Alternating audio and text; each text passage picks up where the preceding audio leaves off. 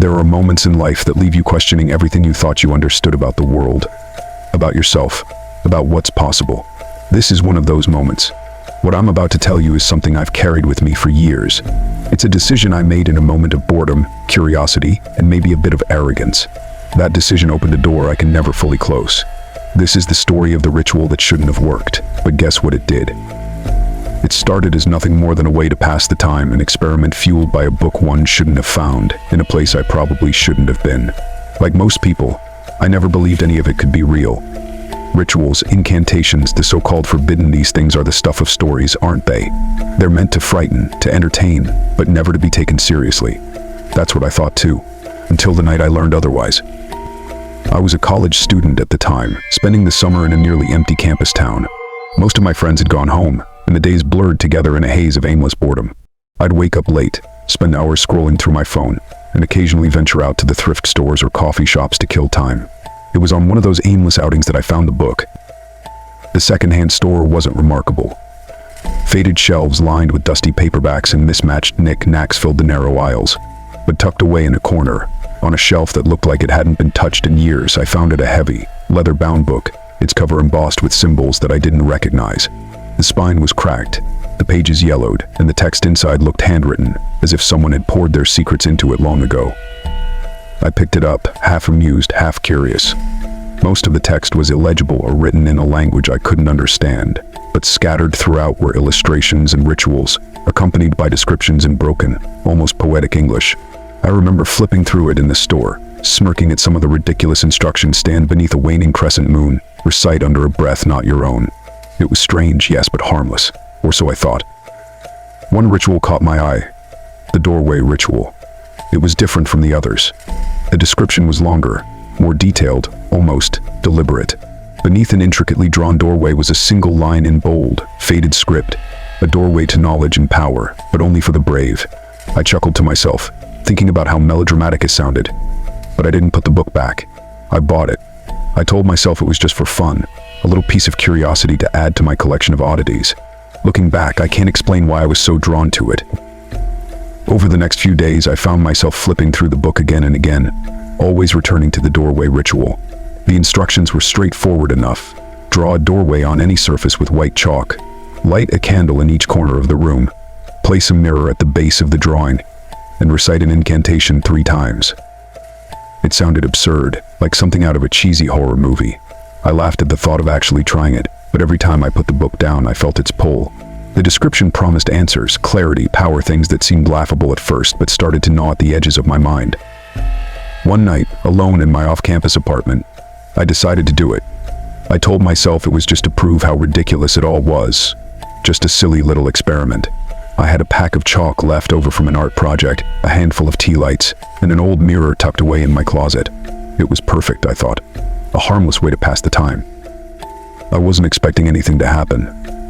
That's what I kept telling myself as I cleared a space on the living room wall and began to draw the doorway.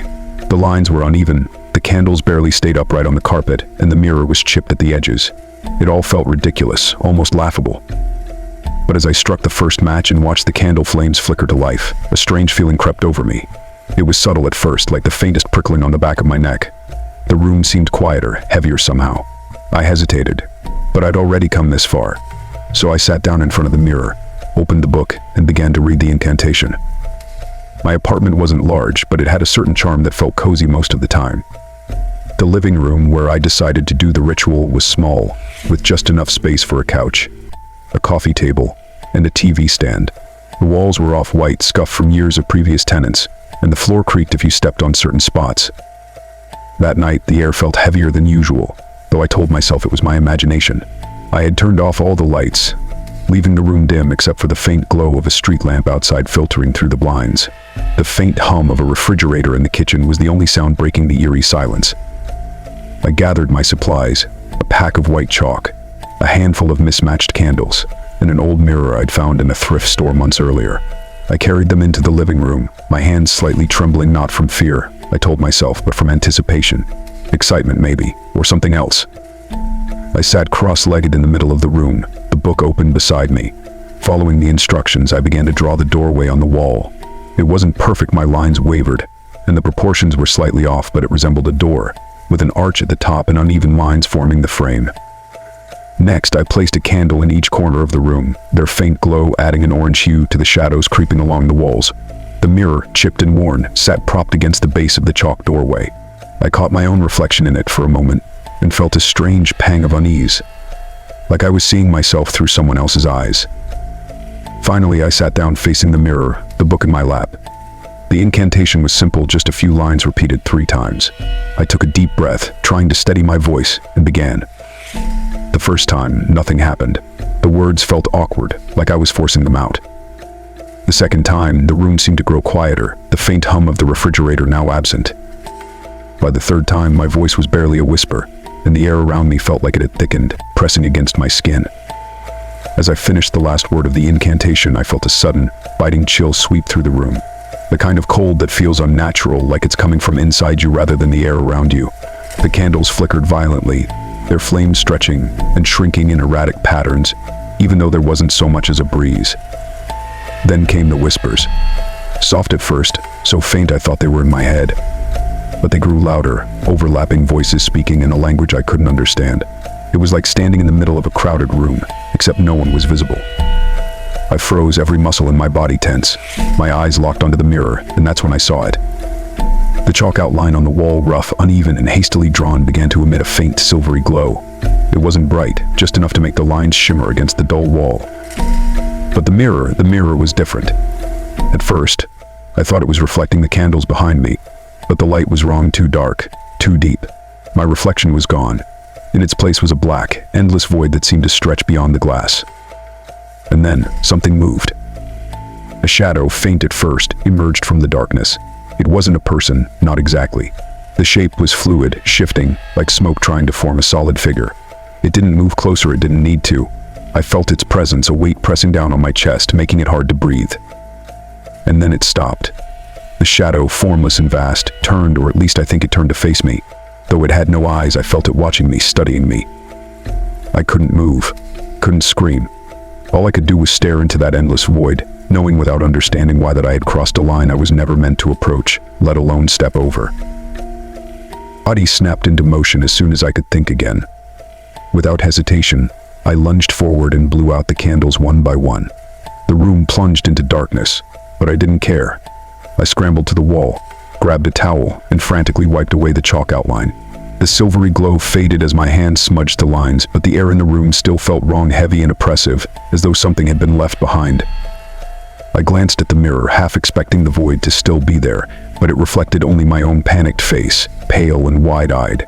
Yet, even as I stared at my reflection, I could still hear the whispers. Faint now, but unmistakable.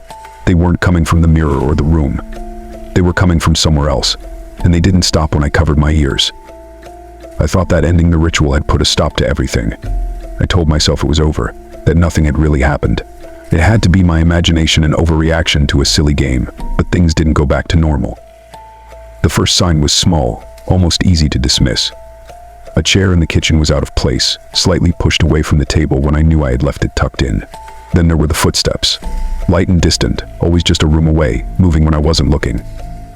At night, I began seeing shadows in the corners of my vision, quick movements that disappeared the moment I turned my head.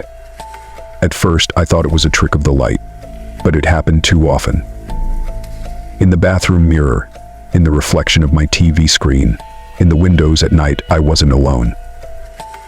The scratches came next, then red lines on my arms and legs, as though something had dragged sharp nails over my skin while I slept. I'd wake up with a stinging pain, my sheets twisted and damp with sweat.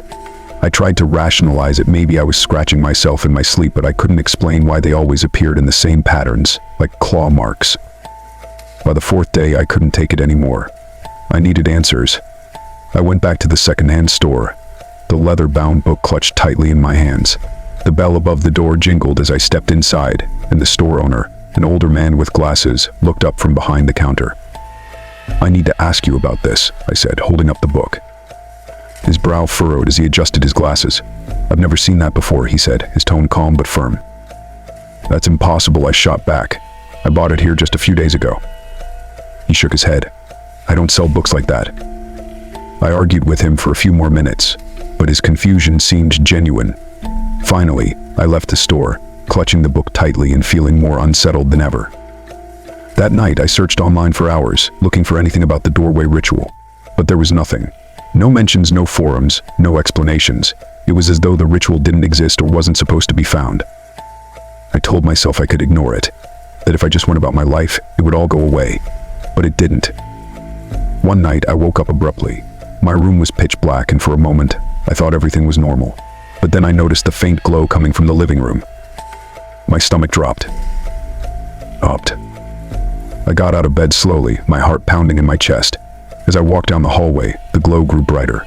When I reached the living room, I froze. The chalk doorway wiped clean days ago was back on the wall. The lines glowed faintly, shimmering like before, and the room felt colder than it ever had. I wanted to run, but I couldn't move. And then, it stepped through. The shadowy figure from the mirror emerged from the doorway, its form as dark and fluid as before. It didn't walk, it glided, as though the ground beneath it wasn't real. And then it spoke. Not in the whispers I'd been hearing, but in a low, guttural voice that made my entire body freeze. It said my name. I don't remember much after that. I must have blacked out because the next thing I knew it was morning and the doorway was gone. But the scratches on my arms were deeper than ever, and the air in the apartment still felt heavy, like it hadn't truly left. I knew I couldn't handle this on my own anymore. The glowing doorway, the shadowy figure, the whispers, they were beyond anything I could explain or rationalize. And after that last encounter, I realized ignoring it wasn't an option. After some hesitant searching online, I found someone, a local occultist who specialized in cleansing negative energies.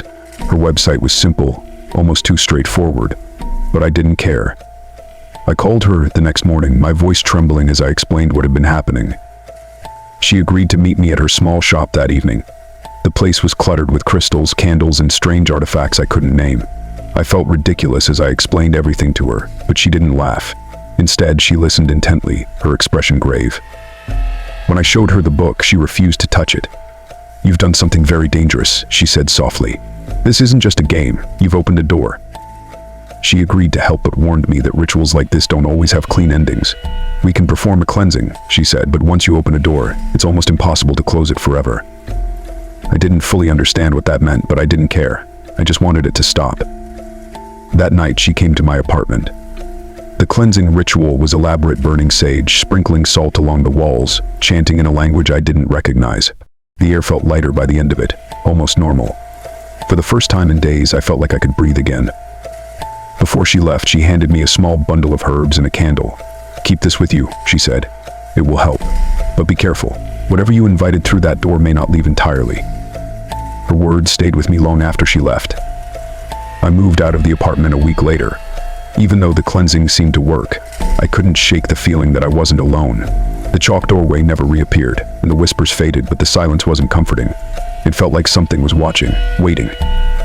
I packed up my things and left without looking back, telling myself that I was leaving it all behind. I stopped reading about rituals, stopped looking for answers, and avoided anything that even hinted at the paranormal. I wanted my life to be normal again. But sometimes, late at night, when the world is quiet, I hear it again. The faintest sound of whispers, just on the edge of my hearing. I tell myself it's nothing, that I'm imagining it, but deep down I know better. And in those moments I wonder, did I ever really close that door? What started as a harmless experiment turned into the most terrifying experience of my life. I thought it was just a silly game, a way to pass the time and laugh at how ridiculous it all was. But I was wrong. I opened a door one I never truly understood, and I learned the hard way that some doors aren't meant to be opened. If there's one thing I've taken from all of this, it's this: curiosity is not always harmless. There are things out there, things we don't understand, things we can't control. And once you invite them in, it's not always easy to make them leave. If you've ever tried something like this or know someone who has, let me know in the comments. I'd love to hear your stories, or maybe just commiserate about how terrifying it can be to walk too close to the edge of the unknown. And if you enjoyed this story, don't forget to like the video and subscribe to the channel. Your support helps me continue sharing these experiences. Stay safe, and remember, curiosity can be dangerous.